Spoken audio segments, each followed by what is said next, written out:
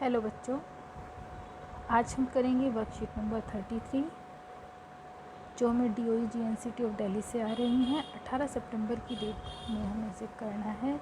Math subject की ये worksheet है और क्लास 9 की वर्कशीट है, जिसका टॉपिक आप देख रहे हैं लिखा है एक्सपेरिमेंटल प्रोबेबिलिटी। ऐसी ही वर्कशीट हिंदी मीडियम की भी है, मैं वो भी आपको शो कर देती हूँ।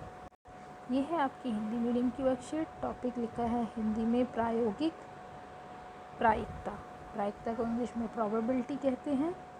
क्लास 9th की वर्कशीट है। अब हम देखते हैं इस वर्कशीट को करने से पहले कि हमें क्या प्रीवियस नॉलेज होनी चाहिए। बच्चों, आपको पता होगा हमारी वर्कशीट नंबर 32 भी प्रोबेबिलिटी से ही रिलेटेड थी। प्रोबेबिलिटी टॉपिक शुरू हो गया था वर्कशीट नंबर 32 में। तो बच्चों, अपनी पिछली वर्कशीट में हमने देखा था प्रोबेबिलिटी के कुछ जो एक्सपेरिमेंट्स थे वो हमने किए थे, like tossing a coin, throwing a dice आप समझते हैं जिससे हम लूडो गेम खेलते हैं, एंड ऑब्जर्व देयर आउटकम्स कि जब हम उसको डाइस को थ्रो करेंगे तो क्या आउटकम्स होंगे, कॉइन को टॉस करेंगे तो क्या आउटकम्स होंगे। You will learn to measure the chances of occurrence of particular experiment. The chances of occurrence of particular outcome in a particular experiment is measured by finding experimental और imperial probability, यानी कि जो हम किसी घटना के होने के चांसेस को फाइंड करते हैं उसको हम प्रोबेबिलिटी में फाइंड करते हैं। और क्योंकि प्रोबेबिलिटी है इसलिए हम P वर्ड यूज़ करेंगे। प्रोबेबिलिटी ऑफ एन इवेंट के लिए हम PE लिखेंगे। और इसका फॉर्मूला मैंने लास्ट अपनी वर्कशीट में भी आपको बताया था और इस वर्कशीट में भी मैं आपको दोबारा से बता देती हूँ। ये हमारा प्रोबेबिलिटी का फॉर्मूला होता है। यहाँ PA लिखा है, इसको हम स्टैंडर्ड नोटेशन में PE भी लिख सकते हैं। Number of favourable outcomes of the event A, या यहाँ पे E कह सकते हैं, और टोटल नंबर ऑफ़ आउटकम्स से हम इसको डिवाइड करते हैं। हिंदी में हम इसे कहेंगे कि किसी घटना की प्रोबेबिलिटी PE या PA इज इक्वल टू होगी अनुकूल परिणामों की संख्या बटे कुल परिणामों की संख्या। अब सबसे पहले हमें इसमें एक एग्जांपल समझाया गया है। अ coin is toss 1000 times with the following frequencies. In frequencies के साथ हमने एक कॉइन को 1000 टाइम टॉस किया, और जैसे फर्स्ट टाइम टॉस किया तो हमने उसके आउटकम को नोट किया कि हेड आया है या टेल आया है। इसी तरह से सेकंड टाइम ने उसको टॉस किया, थर्ड टाइम टॉस किया, और जो भी आउटकम आता गया हम उसको नोट करते गए, और हमने पाया कि हेड आया है 1000 में से 455 टाइम्स और टेल आया है 545 times. Now compute the probability for each event. दोनों ही इवेंट्स के लिए हमें प्रोबेबिलिटी निकालनी है। तो इसके सॉल्यूशन के लिए टोटल नंबर ऑफ आउटकम्स आपके पास है 1000, जिसमें से जब आप हेड की प्रोबेबिलिटी निकालेंगे, ये प्रोबेबिलिटी का फॉर्मूला लिखा है यहाँ कि probability of the event is equal to number of heads divided by total number of trials. Proper number of heads हमने न्यूमरेटर में इसलिए लिखा है क्योंकि यहाँ पे हम हेड की प्रोबेबिलिटी निकाल रहे हैं। तो आप इसको ऐसे लिखेंगे कि प्रोबेबिलिटी ऑफ एच यानी कि यहाँ हेड को डिनोट कर रहा है। फेवरेबल आउटकम्स ऊपर आएंगे तो 455 यानी कि अनुकूल परिणामों की संख्या, हेड के अनुकूल जो परिणाम है बटे टोटल परिणाम, यानी कि 1000 जो है हमारे 1000 टाइम्स हमने कॉइन को टॉस किया था। तो क्योंकि ये जो दोनों नंबर हैं स्टैंडर्ड फॉर्म में नहीं है तो हम इनकी कैंसिलेशन भी करेंगे, और उसके बाद जो हमें नंबर मिलेगा, यानी कि 5 से कैंसिल करने के बाद ऊपर होगा 91, नीचे होगा 200। तो ये इसकी प्रोबेबिलिटी होगी। इस प्रोबेबिलिटी को जो प्रोबेबिलिटी ऑफ हेड है इसको हम पॉइंट में भी बता सकते हैं, जैसा कि वर्कशीट में बताया गया है। तो पॉइंट में बताने के लिए सिंपल डिनोमिनेटर में 1000 है तो 3 डिजिट यानी कि 5, 5 और 4 के पहले डेसिमल लगा देंगे तो 0.455 इसका आंसर होगा। इसी तरह से टेल की प्रोबेबिलिटी है तो हम टेल के फेवरेबल आउटकम्स जो कि 545 है उससे टोटल नंबर ऑफ़ आउटकम 1000 को डिवाइड करेंगे, और क्योंकि 3 ज़ीरो हैं तो इसको हम डेसिमल में आंसर कर सकते हैं, डेसिमल 545, जैसा कि वर्कशीट में भी किया गया है। अब इस चीज़ में आप ये ध्यान रखें, लास्ट वर्कशीट में भी मैंने आपको ये फॉर्मूला बताया, किसी प्रोबेबिलिटी के होने और किसी प्रोबेबिलिटी के ना होने की प्रोबेबिलिटी, यानी कि दूसरी जो प्रोबेबिलिटी है ई नॉट उसको हम कहेंगे, और इसको ई बार से भी हम दिखाते हैं, ये हमेशा हमारा 1 होता है, यानी कि टोटल प्रोबेबिलिटी 1 होती है। और किसी भी इवेंट के जितने भी सब इवेंट होते हैं, जैसे कि जब हम कॉइन टॉस करते हैं तो या तो हमारे पास सिर्फ हेड आएगा या फिर टेल आएगा, तो दोनों की प्रोबेबिलिटी का एडिशन हमेशा 1 होगा। अगर यही केस कॉइन का हुआ तो कॉइन में हमारे पास कॉइन में बोल रही हूँ, डाइस का हुआ तो डाइस में हमारे पास 1 होता है, 2 होता है, 3 होता है। तो इसी तरह से हम सारी प्रोबेबिलिटीज़ का जब सम करेंगे प्रोबेबिलिटी ऑफ 6 तक, तो ये सारी प्रोबेबिलिटी हमारे पास 1/6 1/6 6 टाइम्स होगा 1/6, तो इन सब का सम आपका 1 आ जाएगा।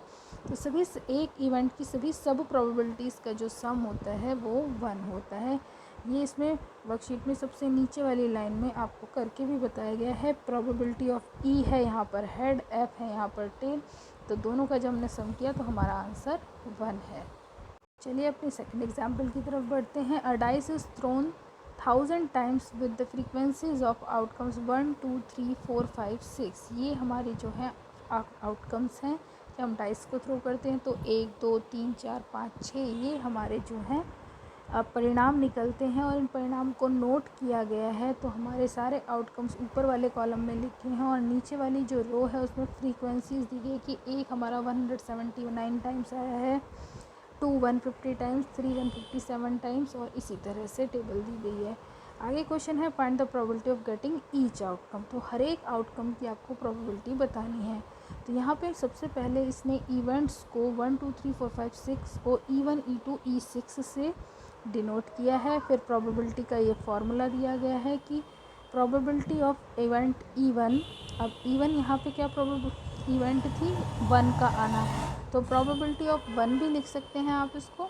तो प्रोबेबिलिटी ऑफ जो E1 है जिसे हमने 1 मानना है वो होगा 1 के फेवरेबल केस। तो इसमें 1 के फेवरेबल केस है हमारे पास 179 आउट ऑफ 1000 आउटकम्स। तो इसको हम डेसिमल में आंसर करेंगे क्योंकि 3 ज़ीरोज़ है नीचे, तो 971.0। इस तरह से 3 डिजिट पहले हम डेसिमल लगाएंगे तो 0.179 इसका आपका आंसर हो जाएगा। और इसी तरह से बारी बारी से हम 2 की प्रोबेबिलिटी, 3 की प्रोबेबिलिटी सभी की निकाल लेंगे। जैसे P2 की प्रोबेबिलिटी होगी 150 डिवाइडेड बाय 1000, और आप 3 डिजिट के पहले डेसिमल लगा लीजिए। तो ये हमारा एग्जाम्पल है।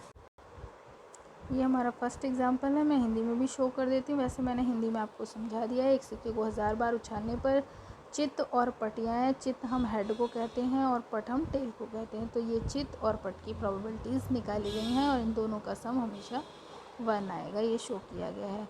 इसके बाद था एग्जाम्पल नंबर 2 हमारा। एग्जाम्पल नंबर 2 में ये टेबल गिवन थी और E1 E2 E3 यानी कि 1 2 3 4 5 6 की हमने प्रोबेबिलिटीज़ निकाली हैं। वर्कशीट में सॉल्व एग्जाम्पल ये 2 ही थे और 2 आपको सॉल्व करने के लिए प्रैक्टिस क्वेश्चन दिए गए हैं। फर्स्ट क्वेश्चन है 3 कॉइन्स आर टॉस साइमल्टेनियसली। एक साथ हमने 3 कॉइन्स को उछाला है और 200 बार उछाला है, और उन पे तीनों कॉइन्स पे जो भी आउटकम्स आए हैं वो हमने नोट किए हैं। तो फर्स्ट जो टेबल में ऊपर वाला जो आपका रो है उसमें शो किया गया है आउटकम्स। जैसे कि 1 हेड आया है तो वो 23 टाइम्स आया है, 2 हेड 72 टाइम्स आए हैं, और 77 टाइम्स जो है 3 हेड्स आए हैं, और एक भी हेड नहीं आया है, यानी कि सारे टेल आए हैं। तीनों ही कॉइन्स पे टी आया है, ये 28 टाइम्स हुआ है। तो ये हमारी टेबल है। अब हमें इसको देखते हुए 2 हेड्स की प्रोबेबिलिटी बतानी है कि 2 हेड आएंगे, इसके क्या चांसेस हैं।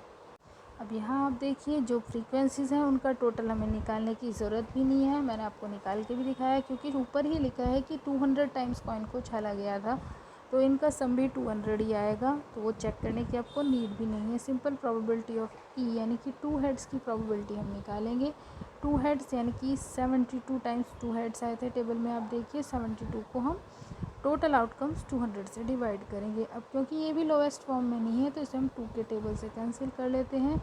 2 से जब हम 72 को कैंसिल करेंगे तो हमारे पास 36/100 आएगा। फिर ये अगेन 2 से कैंसिल होगा तो 18/50 होगा, और अगेन 9/25 आपका आंसर हो जाएगा। अब अपने नेक्स्ट क्वेश्चन की तरफ बढ़ते हैं। नेक्स्ट क्वेश्चन में लिखा है the percentage of marks obtained by student on monthly unit test के मार्क्स आपको टेबल में दिए गए हैं। यूनिट टेस्ट में जो मार्क्स है 1, percentage of marks obtain by the student in monthly unit test आपको दिए, तो 1 मार्क हुआ है 69% स्टूडेंट को, 2 71%, नहीं सॉरी 1। तो सेकंड क्वेश्चन में ही आपको दिया गया कि यूनिट टेस्ट नंबर, मतलब first unit test, second unit test, third unit test, fourth unit test में परसेंटेज ऑफ मार्क्स जो बच्चों ने ऑब्टेन की है। तो इसमें आपको बताना है find the probability that the student gets more than 70%। तो कितने चांसेस हो गए कि स्टूडेंट ने 70% से ज़्यादा मार्क्स लिए हैं। तो यहाँ पे टोटल यूनिट टेस्ट जो हैं आपके पास 5 यूनिट टेस्ट हैं, 1 2 3 4 5 करके। तो प्रोबेबिलिटी ऑफ 70% से मोर देन मार्क्स आपको फाइंड करना है। तो फर्स्ट जो यूनिट टेस्ट है उसमें तो 69% है, तो उसको तो हम काउंट करेंगे नहीं फेवरेबल में। सेकंड यूनिट टेस्ट में 71% मार्क्स है, तो वो हमारा फर्स्ट ऑप्शन हुआ जो अनुकूल परिणाम है। ऐसे ही थर्ड में 73 है, तो वो भी 70 से ऊपर है। बाकी फिफ्थ यूनिट टेस्ट में भी 74% मार्क्स हैं। तो इस तरह से हमने देखा कि 5 में से 3 जो आपके हैं वो फेवरेबल परिणाम है, यानी कि अनुकूल परिणाम है। तो इसकी प्रोबेबिलिटी हुई 70% से मोर देन मार्क्स की 3/5। तो ये हमारा आंसर होगा। तो ये थी बच्चों प्रोबेबिलिटी की वर्कशीट नंबर 2, यानी कि नेक्स्ट वर्कशीट जो प्रोबेबिलिटी की थी। इससे पहले वाली वर्कशीट भी प्रोबेबिलिटी की थी। अगर आपको वर्कशीट समझ आ रही हैं तो मेरे चैनल को लाइक शेयर सब्सक्राइब करना बिल्कुल ना भूलें। Thank you for watching my video.